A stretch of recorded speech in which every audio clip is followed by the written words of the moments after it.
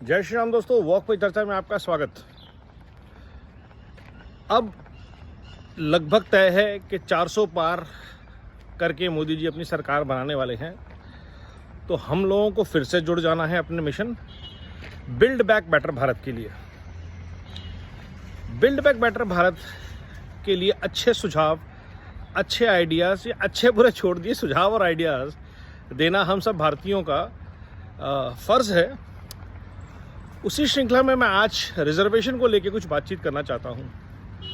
Reservation जब हमारे संविधान में डाली गई थी व्यवस्था, उसका सिर्फ एक मतलब था कि जो गरीब है, जो पिछड़ा है, जो देश की आम व्यवस्था से वंचित है, उस तक उन सुविधाओं का लाभ पहुँचाना, उसकी क्वालिटी ऑफ लाइफ को थोड़ा एलिवेट करना। लेकिन हुआ ये कि कुछ लोग रिजर्वेशन ले लेके बैठ गए। आईएएस का बेटा आईएएस, उसकी वाइफ भी आईएएस, उसकी बहू भी आईएएस, तो एक परिवार में 4-4 लोग रिजर्वेशन लेके टॉप क्लास का बैठे हुए हैं और फिर वो चलता रहेगा खानदान दर खानदान। सुप्रीम कोर्ट के एक बार लॉयर बन गए, वकील बन गए, उनका बेटा भी वकील बन गया और रिजर्वेशन कोटे से चला जा रहा है प्रोग्राम।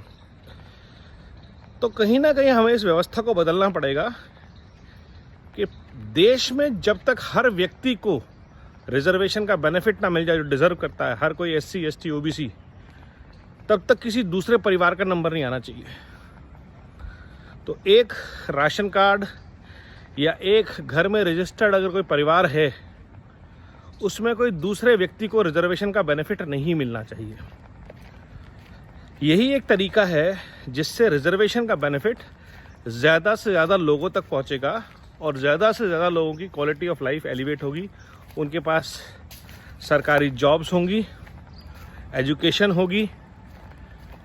अगर हम ऐसी कोई व्यवस्था बना लेते हैं, आज हमारे पास पैन, आधार, पासपोर्ट, जनधन योजनाएं, हर तरह का डेटाबेस है, तो राहुल गांधी जी जैसी बातें करते हैं देश को तोड़ने की, उसमें से अच्छी चीज़ ये निकलती है। अगर हमें एग्जैक्ट नंबर्स पता हैं तो जितनी फैमिलीज़ के पास सेकंड रिजर्वेशन है, बाप है तो बेटे के पास है, रिजर्वेशन कैंसिल बाप का,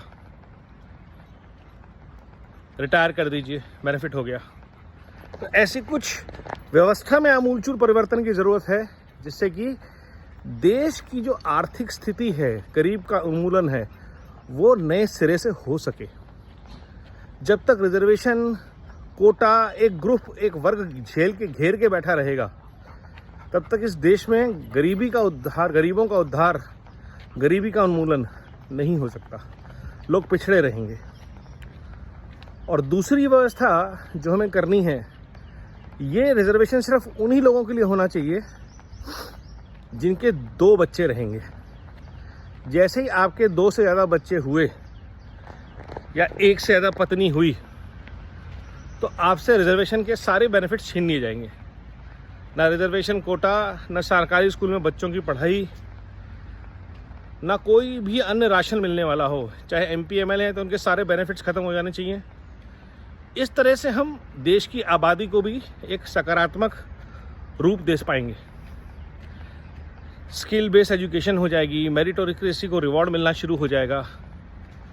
और एक टारगेट रहना चाहिए, जैसे कि हमने सबके लिए बैंक अकाउंट खोलने का एक टारगेट लिया, तो अगर भारत में 10 करोड़ ऐसे परिवार हैं जिनको रिजर्वेशन की ज़रूरत है, तो एक लक्ष्य रहना चाहिए कि इन सबको रिजर्वेशन 2030 तक देने के बाद 2030 में रिजर्वेशन ख़त्म कर दिया जाएगा।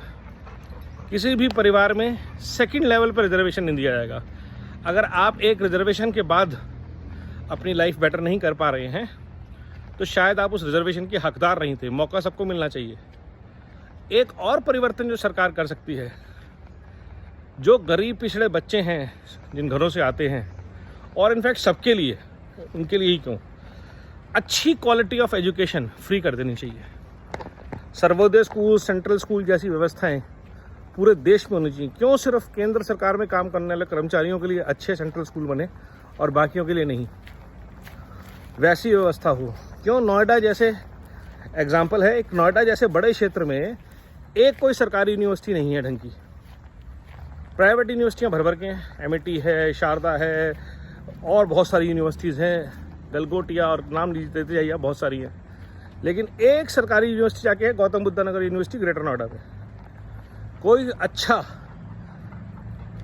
पुराना यहाँ कॉलेज नहीं है 20 साल का।